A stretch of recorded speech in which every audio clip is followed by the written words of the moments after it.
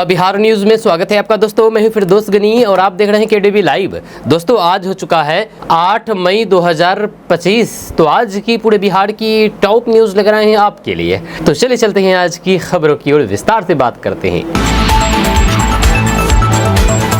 दोस्तों आज बिहार न्यूज़ की शुरुआत सबसे पहले करेंगे कि कल भारत ने पाकिस्तान पर हमला किया। अब इसको लेकर के नीतीश कुमार की पहली प्रतिक्रिया सामने आई है। जी हाँ, आपको बता दें कि ऑपरेशन सिंदूर पर बिहार के मुख्यमंत्री नीतीश कुमार ने बड़ी बात कह दी है। उन्होंने इस कार्रवाई के लिए भारतीय सेना पर गर्व जताया है। उन्होंने अपने एक्स पर पोस्ट में पीएम मोदी का भी जिक्र किया है। जैसे सीएम नीतीश कुमार ने अपने पोस्ट के जरिए कहा कि जम्मू कश्मीर के पहलगाम में 22 अप्रैल 2025 को हुए हमले के जवाब में भारतीय सेना द्वारा ऑपरेशन सिंदूर के तहत पाकिस्तान और पाकिस्तानी ऑक्युपाइड कश्मीर में दहशतगर्दियों के 9 ठिकानों को निशाना बनाया गया है। दहशतगर्द के विरुद्ध पूरा देश एकजुट है। भारतीय सेना के साहस और फिर पराक्रम पर पूरे देश को गर्व है। आदरणीय प्रधानमंत्री नरेंद्र मोदी जी के नेतृत्व पर हम सभी को अटूट विश्वास एवं गर्व है। वहीं पर जेडीयू के राज्यसभा सांसद संजय कुमार झा ने भी ऑपरेशन सिंदूर पर प्रतिक्रिया दी है। संजय झा ने सिलसिलेवार एक्स पर 2 पोस्ट किए हैं। एक में लिखा है कि जय हिंद की सेना, हम भारतवासी हैं, छेड़ोगे तो छोड़ेंगे नहीं। वहीं पर दूसरे पोस्ट में संजय झा ने लिखा है कि जय हिंद, भारत ने पाकिस्तान स्थित दहशत के 9 ठिकानों को तबाह किया है। भारतीय सेना के शौर्य को सलाम, हम सभी को आप पर गर्व है। दोस्तों 16 मई तक मौसम विभाग ने अपडेट जारी कर दिया है। आपको बता दूं कि पिछले कुछ दिनों से हुई बारिश से मौसम सुहाना हो गया था। जहाँ घरों में तो ठंड के चलते पंखा और फिर एसी भी चलना बंद हो गया था। जहाँ लोग चाह रहे थे कि इसी तरह का मौसम बना रहे तो फिर अच्छा होता, जहाँ कम से कम चिलचिलाती धूप और फिर भीषण गर्मी से परेशान नहीं होते। लेकिन उनकी ये मंशा पूरी नहीं हो सकी, क्योंकि बारिश के अगले दिन ही मौसम फिर से पहले जैसा हो गया। अब तो मौसम विभाग ने 8 मई से लेकर के 16 मई तक हीट वेव का अलर्ट जारी कर दिया। ऐसे में दूर दूर तक बारिश की कोई संभावना नहीं है। लू चलने की तीव्रता सबसे अधिक रहेगी। 8 मई से उत्तर बिहार का तापमान 40 डिग्री सेल्सियस के ऊपर हो जाएगा। जहाँ गर्म पछुआ हवा चलेगी, जिससे प्रचंड गर्मी सताएगी। मौसम विभाग के माने तो फिलहाल दूर दूर तक बारिश की कोई संभावना नहीं है। वहीं पर 16 मई तक हीट वेव का अलर्ट जारी कर दिया गया है। वहीं पर भारत मौसम विज्ञान विभाग के संख्यात्मक मौसम पूर्वानुमान मॉडल के अनुसार दिनांक 8 मई 2025 से यानी कि आज से पूरे बिहार में पछुआ हवाओं का प्रभाव बढ़ने की संभावना है।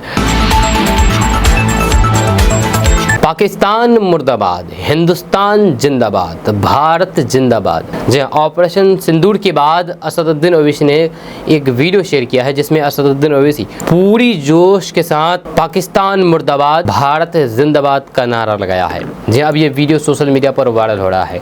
लोग कह रहे हैं कि असदुद्दीन ओवैसी जैसा देशभक्त कोई नहीं हो सकता। आपको बता दो कि भारत ने पाकिस्तान पर एयर स्ट्राइक किया।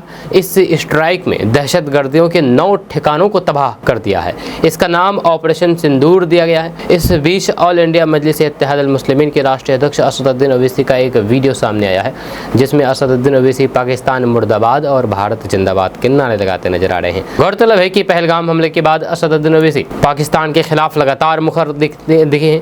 उन्होंने कई मोर्चे पर पाक को घेरा है और उनके खिलाफ सख्त कार्रवाई की मांग की है। हाल ही में उन्होंने कहा था कि पाकिस्तान को माकूल जवाब देने का समय आ गया है। वहीं पर AIMIM प्रमुख असदुद्दीन ओवैसी ने बिहार की एक रैली में पाकिस्तान पर जमकर के निशाना साधा। उन्होंने कहा कि पाकिस्तान बेशर्म और एक नाकाम मुल्क है, अब उसे समझाने का वक्त नहीं है, बल्कि सजा देने का समय आ गया है। असदुद्दीन ओवैसी ने कहा है कि हमारी सरकार को अब पाकिस्तान को मजबूती से जवाब देना चाहिए, क्योंकि वहां से आने वाले दहशत मासूम भारतीयों की जान ले रहे हैं। उन्होंने कहा है कि अब इन दहशतगर्दियों का खात्मा होना चाहिए। उन्होंने पाकिस्तान पर सबूत मांगने को लेकर भी तीखा तंज कसा और कहा है कि पाकिस्तान के लोग सबूत मांग रहे हैं, जबकि हमने पठानकोट और फिर मुंबई हमलों की पुख्ता सबूत पहले ही दिए थे, जब फिर भी पाकिस्तान ने कोई कार्रवाई नहीं की। वहीं पर असदुद्दीन ओवैसी ने आगे कहा है कि पाकिस्तान कभी नहीं मानेगा कि उसके यहाँ से दहशत भारत में आकर के हमले करते हैं। या अब बात करने और समझाने का समय खत्म हो गया है, अब जवाब देने का वक्त आ गया है। या अगर ऐसा नहीं किया गया तो हर कुछ महीने में ये दहशत आम लोगों की जान लेते रहेंगे। दोस्तों क्या आपको पता है कि वैभव सूर्यवंशी भारत छोड़ रहे हैं? क्या वो बिहार छोड़ रहे हैं? क्या ये सच है? ये खबर सामने आई है। दरअसल बात यह है कि बिहार में पहले भी कई महान क्रिकेटर हुए हैं, लेकिन उन्हें टीम इंडिया के लिए खेलने के लिए बिहार छोड़ना पड़ा। तो फिर क्या वैभव सूर्यवंशी भी अब यही रास्ता अपनाएंगे, और क्या यही कारण है कि वे अब बिहार छोड़ देंगे? अब आप सोच रहे होंगे कि ये विषय यानी कि ये सब्जेक्ट कहाँ से आया है। इसीलिए कि इसकी डोर बंगाल क्रिकेट एसोसिएशन द्वारा प्रस्तुत प्रस्ताव से जुड़ी हुई है, जहां सीएबी ने वैभव सूर्यवंशी में रुचि दिखाई है, जिसके बाद उन्हें बिहार छोड़ने के प्रयास तेज हो गए हैं। हालांकि वैभव सूर्यवंशी बिहार छोड़ेंगे या नहीं, इस पर अभी तक कोई भी आधिकारिक जानकारी सामने नहीं आई। खबरों के अनुसार फिलहाल यही खबर है कि बंगाल क्रिकेट एसोसिएशन इस बारे में विचार कर रहा है। वैभव सूर्यवंशी के शानदार खेल को देख करके उनका लक्ष्य उसे अपनी यानी कि बंगाल टीम से जोड़ना है। वहीं पर अब सवाल यह है कि वैभव सूर्यवंशी बंगाल में क्यों शामिल होंगे, और सबसे महत्वपूर्ण बात यह है कि बंगाल क्रिकेट एसोसिएशन इसके बारे में क्यों सोच रहा है। जहाँ सीएबी ने इन सवालों के जवाब में कहा है कि अगर वैभव सूर्यवंशी बिहार की जगह बंगाल के लिए खेलते हैं तो फिर भारतीय चयनकर्ता उन पर कड़ी नज़र रखेंगे और फिर उनके लिए टीम इंडिया तक पहुँचना आसान हो सकता है। दोस्तों, पीओके में एयर स्ट्राइक के बाद तेजस्वी यादव ने बड़ी बात कह दी है। आपको बता दूं कि भारतीय सेना ने पहलगाम हमले को जख्मों का बदला लिया है। इसके लिए भारतीय सेना ने देर रात ऑपरेशन सिंदूर चलाया। मीडिया रिपोर्ट्स में कहा जा रहा है कि भारतीय सेना ने पाकिस्तान के कब्जे वाले पाक अधिकृत कश्मीर में घुस करके लश्कर तैयबा और फिर जैश ए मोहम्मद के ठिकानों पर ज़बरदस्त एयर स्ट्राइक की है।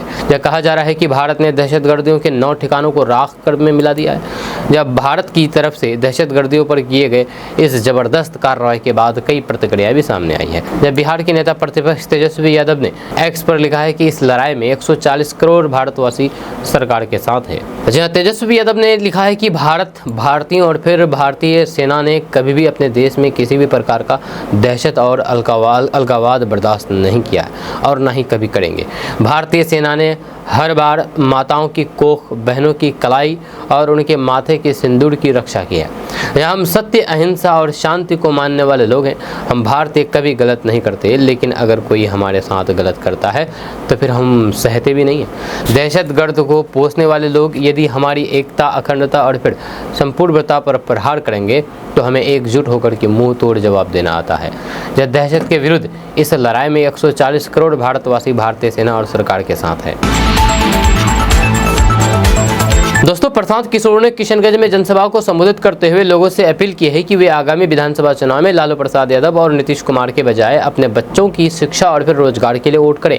उन्होंने मुस्लिम समुदाय से भाजपा के डर को छोड़ करके अपने अधिकारों के लिए वोट देने की सलाह दी है।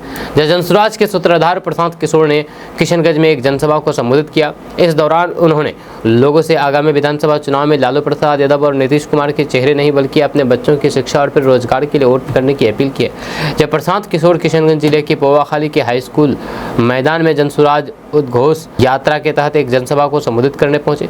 उन्होंने लोगों से आगामी विधानसभा चुनाव में सोच समझ कर के वोट करने की अपील की है।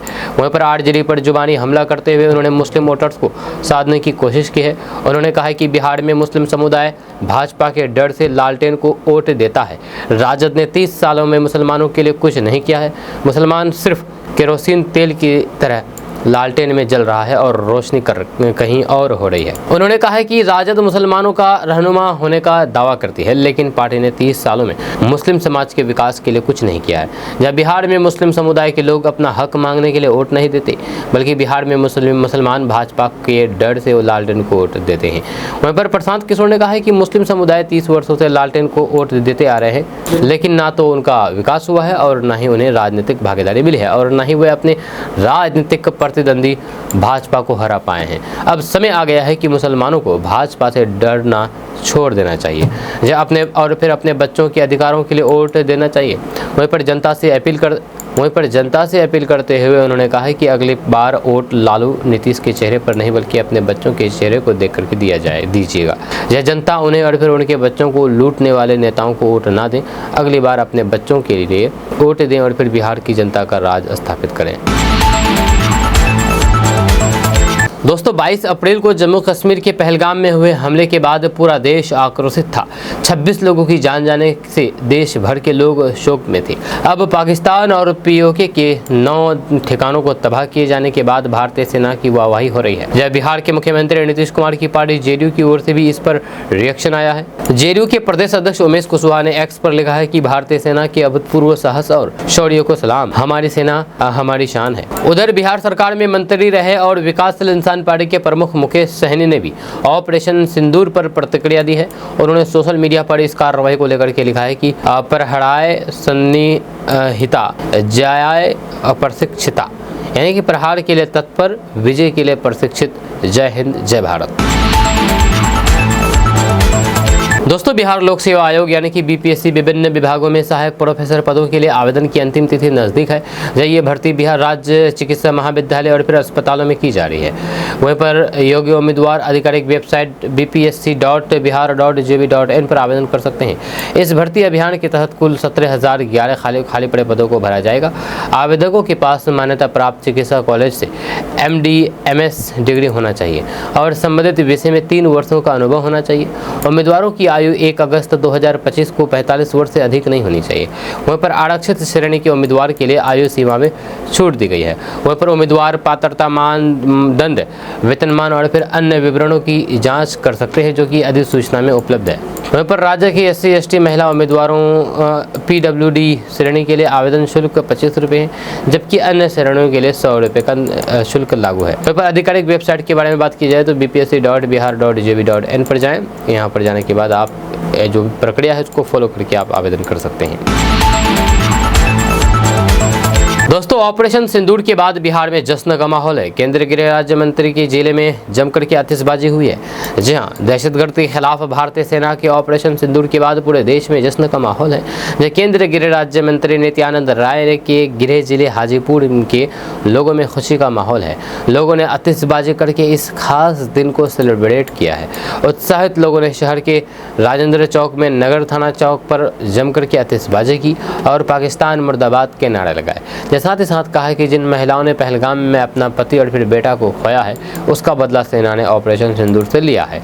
आपको बता दूं कि हाल ही में 2 दिन पहले गृह राज्य मंत्री नित्यानंद राय ने खुले मंच से कहा था कि जिस दिन दहशतगर्द मारा जाए उस दिन आप लोग पटाखा फोड़ करके खुशियां मनाएं, ताकि देश के प्रधानमंत्री एवं गृह मंत्री को पता चले कि देश आप पर गर्व है। यही कारण है कि हाजीपुर में लोगों ने आतिशबाजी करके जश्न मनाया है। दोस्तों Khelo India youth games 2025 tracking cycling में पहले दिन बिहार की टीम ने 2 सिल्वर जीत करके सुर्खियां बटोरी है। जब खेलो इंडिया यूथ गेम्स 2025 के तहत ट्रैक साइकिलिंग स्पर्धा राजधानी दिल्ली के इंदिरा गांधी इंडोर स्टेडियम में 6 से 8 मई तक आयोजित की जा रही है। इस बार की खेलो इंडिया यूथ गेम्स की मेजबानी बिहार कर रहा है। जहां पहले दिन देश भर के युवा खिलाड़ियों ने दमखम दिखाते हुए अपने अपने राज्यों के लिए पदक बटोरे। जब ट्रैक पर रफ्तार की इस जंग में झारखंड और फिर राजस्थान के खिलाड़ियों ने शानदार प्रदर्शन करके सबका ध्यान खींचा है। वहीं पर बिहार टीम ने भी 2 सिल्वर मेडल जीत करके खुशियां बटोरी है। इस दौरान लेबर कमिश्नर बिहार सरकार एवं CAO बिहार भवन कुमार दिग्विजय और फिर ARC शम्स अफरोज मौजूद रहे। दोस्तों अब जमीन बदलैन को कानूनी मान्यता दे दी गई है। जब बदलैन से प्राप्त जमीन का भी सर्वे किया जाएगा। इतना ही नहीं, वास्तविक दखलकार के नाम पर उस जमीन का खाता खोल करके उनका नाम भू अधिकार अभिलेख में दर्ज किया जाएगा।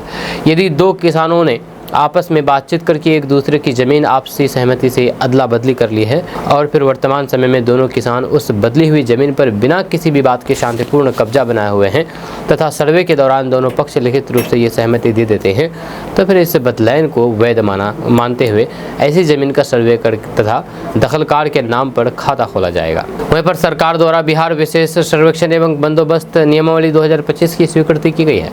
CEO मोनी बहन ने कहा कि इस संबंध में जारी सूचना के बाद ऐसे बहुत सारे भूमि विवादों का अस्थायी समाधान हो जाएगा।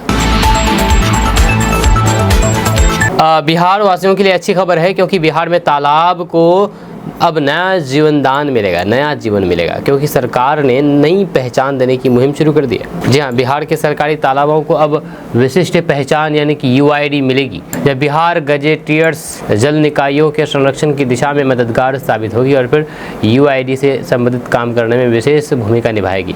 ये बातें राज्य एवं भूमि सुधार मंत्री संजय सरावगी ने gazetteer come Atlas of water bodies of Bihar पुस्तक के विमोचन के दौरान कही है। इस पुस्तक का लोकार्पण विभागीय मंत्री पटना स्थित मुख्य सचिवालय के अधिवेशन भवन में किया गया है।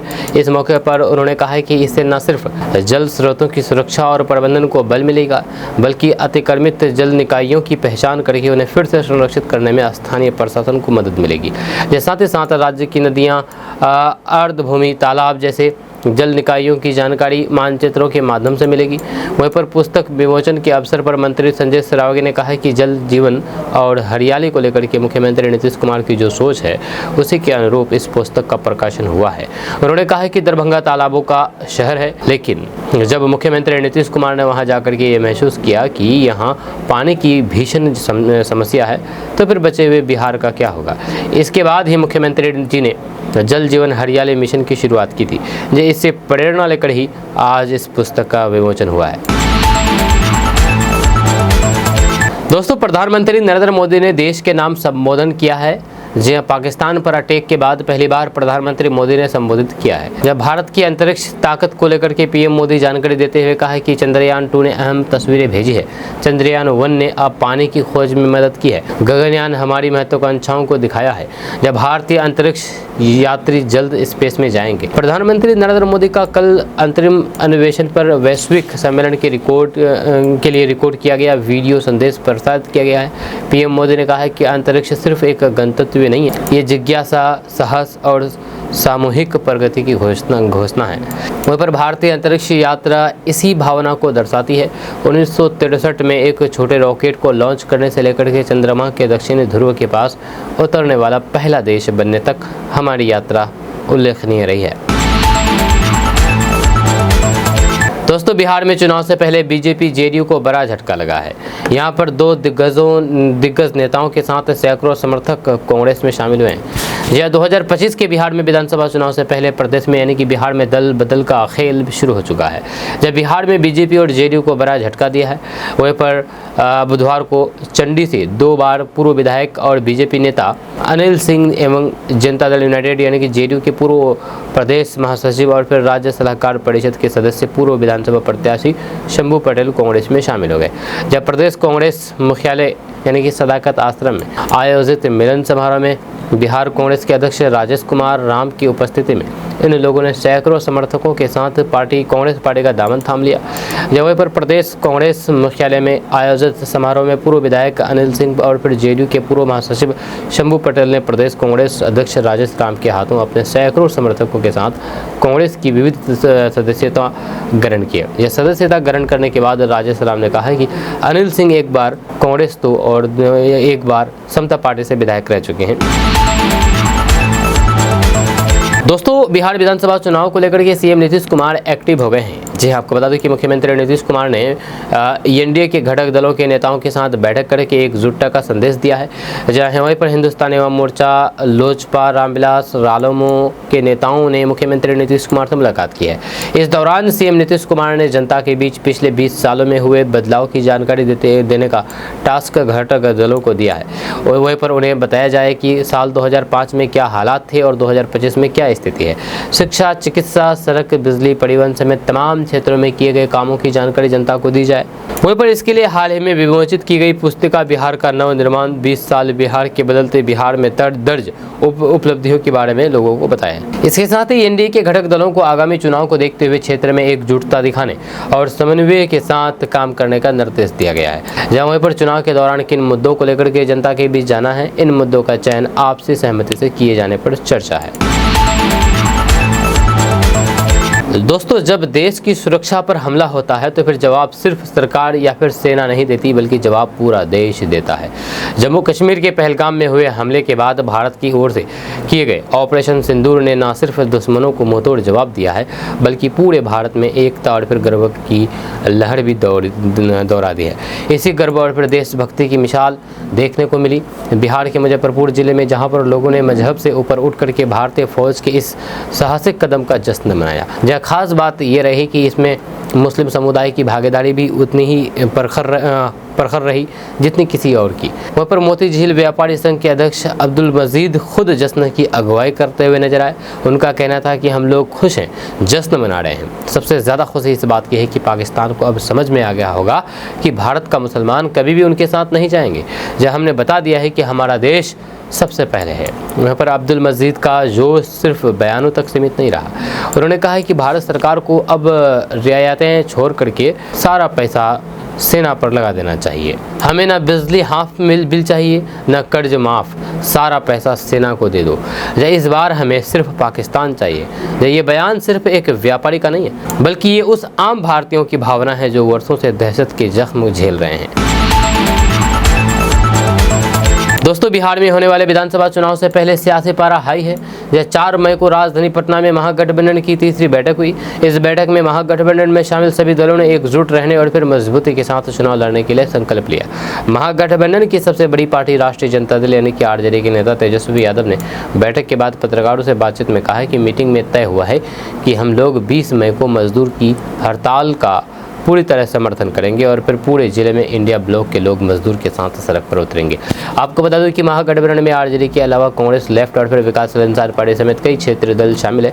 जहां महागठबंधन की बैठक पर विकासशील इंसान पार्टी के प्रमुख मुकेश सहनी ने कहा है कि हमारा एजेंडा साफ है, महागठबंधन की सरकार बननी तय है। वहीं पर महागठबंधन की बैठक के 2 दिन बाद 6 अप्रैल को मुकेश सहनी ने एक न्यूज़ चैनल के साथ स्पेशल इंटरव्यू में कई मुद्दों पर खोल करके बात रखी है। दोस्तों, पाकिस्तान में दहशतगर्द ठिकानों पर भारतीय सेना का कहर टूट पड़ा है। अब इसको लेकर के अखिलेश यादव और असदुद्दीन ओवैसी ने जोरदार प्रतिक्रिया दी है। आपको बता दें कि भारत की सेना ने मंगलवार बुधवार की रात पाकिस्तान और पीओके में दहशतगर्दी ठिकानों पर जबरदस्त प्रहार किया। इस कार्रवाई के बाद देश भर में नेताओं की प्रतिक्रियाओं का दौर शुरू हो गया है। जैसे समाजवादी पार्टी के राष्ट्रीय अध्यक्ष अखिलेश यादव ने इसे पराक्रम की जीत बताया है। वहीं पर अखिलेश यादव ने एक्स पर अपनी प्रतिक्रिया में लिखा है कि पराक्रमो विजयते, यानी कि पराक्रम की विजय होती है। जब उनका ये बयान वायरल हो गया और समर्थकों के बीच जोश भरने का काम कर रहा है। आपको बता दो कि इस स्ट्राइक को लेकर के जनता के बीच भी खासा उत्साह देखा जा रहा है। जब वहीं पर देर रात 1:44 पर रक्षा मंत्रालय ने जानकारी शेयर की है कि भारतीय सेना ने पाकिस्तान और पीओके के 9 दहशतगर्द ठिकानों को निशाना बनाया। जब बताया जा रहा है कि ये हमला पूरी तरीके से योजनाबद्ध था और दहशतगर्द ठिकानों को ढांचे को गहरी चोट पहुंचाई गई है। वहीं पर ऑल इंडिया मजलिस इत्तेहादुल मुस्लिमीन यानी कि AIMIM के प्रमुख असदुद्दीन ओवैसी ने भी सेना की कार्रवाई का समर्थन किया। उन्होंने एक्स पर पोस्ट करके कहा कि पाकिस्तान को अब ऐसी सीख दी गई है कि वे दोबारा दुस्साहस करने से पहले 100 बार सोचेगा। असदुद्दीन ओवैसी ने यह भी जोड़ा है कि दहशतगर्द के ढांचे का अब पूरी तरह सफाया किया जाना चाहिए ताकि फिर कोई दूसरा पहलगाम न दोहराया जा सके। अपनी बात का समापन उन्होंने जय हिंद के नारे के साथ किया, जो सोशल मीडिया पर खूब शेयर किया जा रहा है और ओवैसी को पसंद की जा रही है। लोग कह रहे हैं कि ओवैसी अब राष्ट्रभक्त हो गए हैं। जो उनके कट्टर विरोधी हुआ करते थे वे भी अब ओवैसी की तारीफ कर रहे हैं।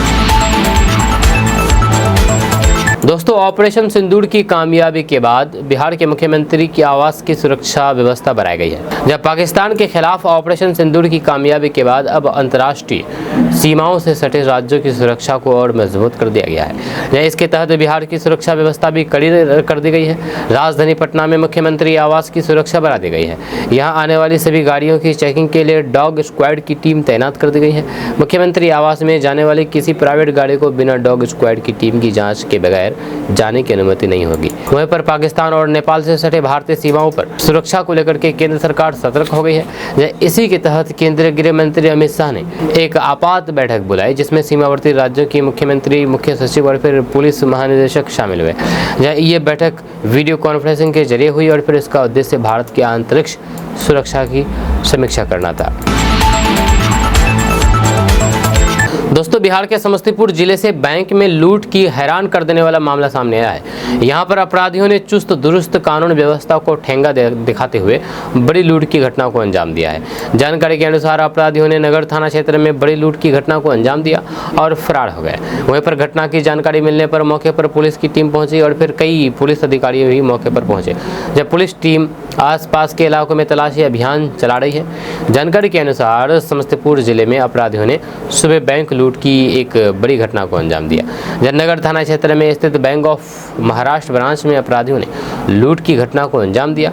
काशीपुर इलाके में स्थित इस बैंक से अपराधियों ने 5 करोड़ रुपए सोने और फिर करीब 15 लाख रुपए नकद की लूट की है। जिस शुरुआती जानकारी के अनुसार बैंक खुलने के साथ ही हथियारबंद अपराधियों ने इस घटना को अंजाम दिया है। वहीं पर अपराधी बैंक में ग्राहक बनकर के घुसे थे।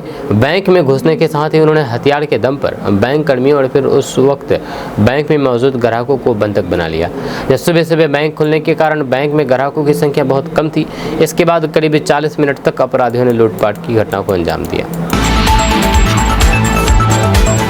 दोस्तों, बिहार चुनाव से पहले सीएम नीतीश कुमार के बेटे जनता के सामने अपनी सारी बात रखी है। दरअसल बात यह है कि मुख्यमंत्री नीतीश कुमार के पुत्र बेटे निशांत कुमार अब अपने पिता के पक्ष में वोट देने की अपील किए समय राज्य सरकार के बीते 20 सालों की उपलब्धियां भी गिना रहे हैं। इससे पहले वे कुछ पंक्तियां ही कहते थे, जब पिताजी ने राज्य का विकास किया है और उन्हें मुख्यमंत्री बनाना चाहिए, ये कहते थे। अब निशांत कुमार यानी कि मुख्यमंत्री नीतीश कुमार के बेटे निशांत कुमार राज्य सरकार की उपलब्धियों का विवरण आंकड़ों के साथ दे रहे हैं। एक शादी समारोह में पहुंचे निशांत ने मीडिया से बातचीत करने के दौरान शिक्षा, स्वास्थ्य, सड़क, पुल पुलिया, सरकारी नौकरी और फिर रोजगार के क्षेत्र में सरकार की उपलब्धियों का ब्यौरा दिया है। उन्होंने कहा कि 2005 से 2020 के बीच बिहार में 8 लाख लोगों को सरकारी नौकरियां दी गई है। 2020 के चुनाव में नीतीश कुमार ने 10 लाख नौकरी और फिर 10 लाख रोजगार देने का वादा किया था।